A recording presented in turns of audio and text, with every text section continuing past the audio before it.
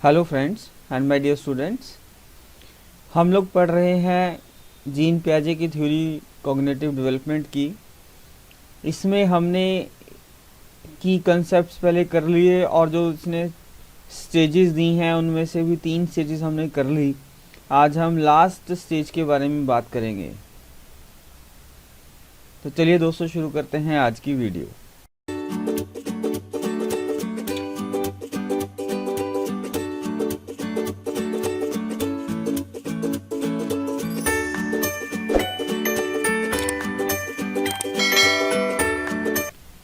ये जो last stage है इसको हम फॉर्मल ऑपरेशनल स्टेज कहते हैं। ये 11 साल से लेके आगे एडल्टहुड तक चलती है।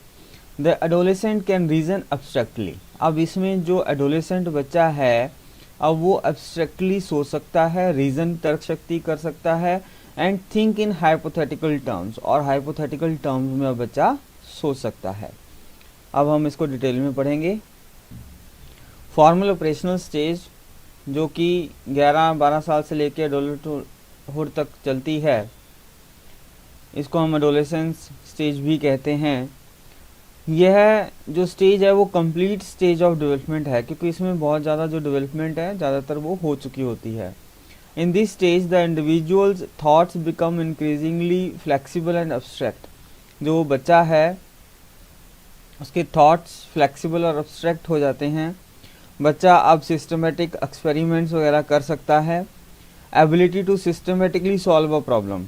अब बच्चा किसी भी प्रॉब्लम को सिस्टमेटिक तरीके से, ऑर्गेनाइज तरीके से, लॉजिकल तरीके से सॉल्व कर सकता है।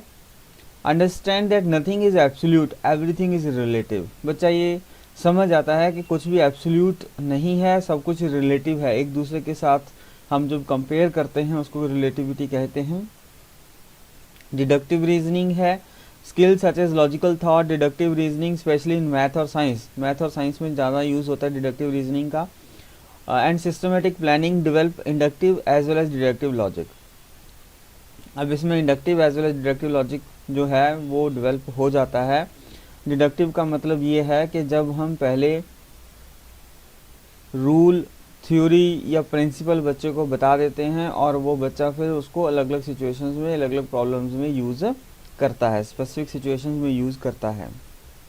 Understand that rules of any game और social system are developed by the mutual agreement. अब बच्चा इसमें ये सीखता है कि कोई भी गेम है, कोई भी चीज़ है या सोशल सिस्टम है, उसका जो रूल्स बनते हैं वो म्यूचुअल एग्रीमेंट के साथ बनते हैं। एक दूसरे के साथ मिल के हम बैठ के बनाते हैं।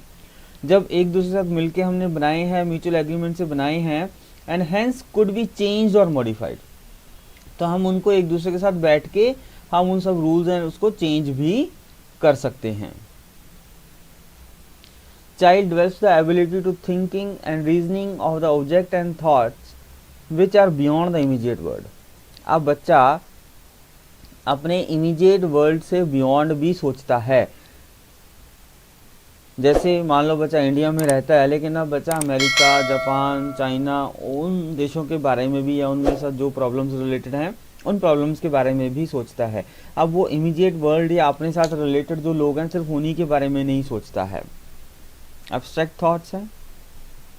Child think concretely in the earlier stage. इससे पहले वाली जो स्टेज थी वो कंक्रीट ऑपरेशनल स्टेज थी। उसमें बच्चा जो है वो कंक्रीट टर्म्स में ही सीखता है, सोचता है। But during this stage abstract concept major. इस स्टेज में जो है वो बच्चे के अब्स्ट्रैक्ट कंसेप्ट जो हैं वो डेवलप हो जाते हैं। बच्चा मेंटली सोच सकता है। Instead of relying solely on previous experiences, child begin to consider possible outcomes and consequences of actions. अब बच्चा ये सोचना शुरू कर देता है कि अगर मैं कोई काम करूँगा तो उसके क्या कॉन्सिक्वेंसेज होंगे।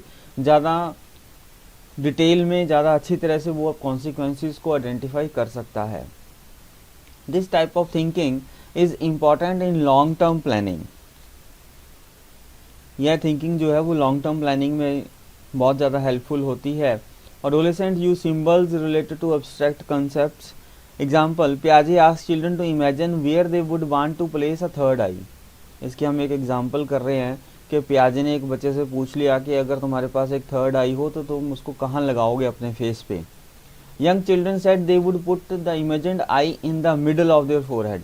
यंग जो बच्चे हैं उन्होंने कहा कि हम उसको अपने फोरहेड के मिडल में लगाएंगे, दोनों आंखों के बीच में। लेकिन जो उससे भी बड़े बच्चे होंगे, ओल्डर चिल्ड्रन होंगे, were able to come up with a variety of creative ideas. जो एडोलेसेंट से भी बड़े बच्चे होंगे उनके पास और बहुत ज़्यादा क्रिएटिव आइडियाज होंगे। The child's way of thinking is at its most advanced. इस स्टेज पे बच्चे की जो थिंकिंग है वो बहुत ज़्यादा एडवांस हो जाती है, क्योंकि उसकी जो सारा डेवलपमेंट है उससे पहले वाले स्टेजेस में हो गई है, ये बहुत ज़्यादा एडवांस स्टेज है। Although the knowledge it has to work with will change, और इसके साथ जो नॉलेज है जिसके साथ काम करना है वो भी चेंज हो जाती है, क्योंकि बच्चा जो है वो नए नए एक्सपीरियंस से बहुत कुछ सीख लेता है। इसमें ट्रांसफ़र ऑफ नॉलेज होती है। बच्चा जो एक सिचुएशन में सीखा है उसको दूसरी सिचुएशन में अप्लाई कर सकता है। जो बच्चे ने एक सब्जेक्ट में एक सिचुएशन में सीखा है, बच्चा उस नॉलेज को, उस इंफॉर्मेशन को किसी दूसरी सिचुएशन में लगा सकता है।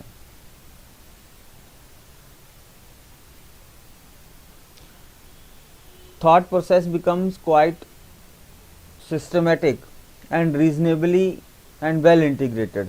अब जो थॉट प्रोसेस है वो सिस्टमेटिक हो जाता है, रीजनिंग एंड लॉजिकल एबिलिटीज़ बच्चे में डेवलप होती हैं, हाइपोथेटिकल थिंकिंग डेवलप होती है, रिफ्लेक्टिव थिंकिंग। अब बच्चा जो सोचता है उसको अपने बिहेवियर में रिफ्लेक्ट करता है, वैसा ही बिहेव करता है। बच्चा जो है वो मेंटल मैनिपुलेशंस कर सकता है। इससे पहले जो कंक्रीट ऑपरेशनल स्टेज थे, अगर उसने 2+2 करना है तो वो 2 एप्पल + 2 एप्पल लेके कंक्रीट चीज़ों के साथ, एड्स के साथ मैनिपुलेशंस करता है। लेकिन अब बच्चा वो मेंटली दिमाग में ही मैनिपुलेशंस या कैलकुलेशंस वगैरह कर लेता है। इमेजिनेशन बच्चे की बहुत ज़्यादा डेवलप होती है, जब हमने वो एक एग्जांपल करी है थर्ड आई वाली। एबिलिटी टू जज लॉजिकल, बच्चा इसमें जो सिचुएशंस है उनको लॉजिकली जज करता है। इसमें मेटाकॉग्निशन जो है वो होता है, children gain greater awareness and understanding of their own thoughts and processes. Metacognition का मतलब होता है awareness about own thoughts and processes and thinking. They develop what is known as metacognition or the ability to think about their thoughts as well as the ideas of others। बच्चा इसमें अपने ideas के बारे में, अपने thought process के बारे में भी समझता है, और इसके साथ साथ बच्चा जो है वो दूसरों के आइडियाज के बारे में भी अब समझना शुरू कर देता है। प्रॉब्लम सॉल्विंग है, प्रॉब्लम्स आर सिस्टमेटिकली सॉल्व। इसमें प्रॉब्लम जो है वो ज़्यादा सिस्टमेटिक सॉल्व हो सकती हैं than earlier stages. And the basis of action are not trial and error. अब इसमें जो बेसिस ऑफ प्रॉब्लम सॉल्विंग है वो ट्रायल एंड एरर नहीं रहता है। Children at this stage plan quickly and organised approach to solve the problem. अब बच्चा जो है वो प्लान करता है, एक ऑर्गेनाइज तरीके से प्रॉब्लम को सॉल्व करने की कोशिश करता है। They can think about multiple variables in a systematic way. बच्चा अब उस सिचुएशन में जितने भी वेरिएबल्स अवेलेबल हैं उनके बारे में सिस्टमेटिकली सोचता है। बच्चा हाइपोथेसिस बना सकता है। हाइपोथेसिस होता है tentative solutions of some problem and a number of alternative solutions. बच्चा बहुत ज़्यादा अल्टरनेटिव्स ढूंढता है कि इसकी प्रॉब्लम को हम कैसे कैसे सॉल्व कर सकते हैं। And think about abstract relationships and concepts. और बच्चा उसमें जो है अब्स्ट्रैक्ट रिलेशनशिप्स, उस सिचुएशन में जितने भी वेरिएबल्स हैं, जितने भी फैक्टर्स हैं, उन सब में जो रिलेशनशिप ढूंढता है उन कंसेप्ट्स के बीच में, उन वेरिएबल या फैक्टर्स के बीच में।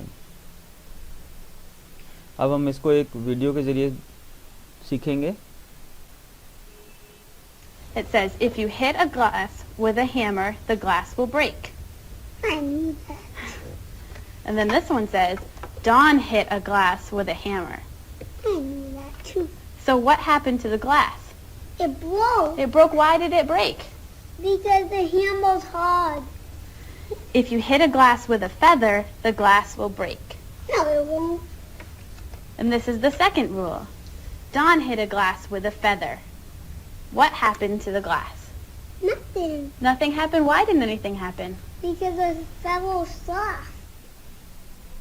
First one says, if you hit a glass with a feather, the glass will break. Okay. And the second one, Don hit a glass with a feather. What happened to the glass? It broke.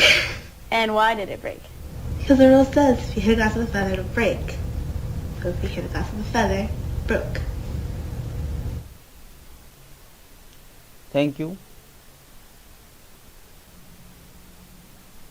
अब हमने ये 4 stages gene पियाजे की theory of cognitive development की हमने कर ली हैं। Next videos में हम इसके एजुकेशनल इम्प्लीकेशंस और क्रिटिसिज्म करेंगे। Thank you once again.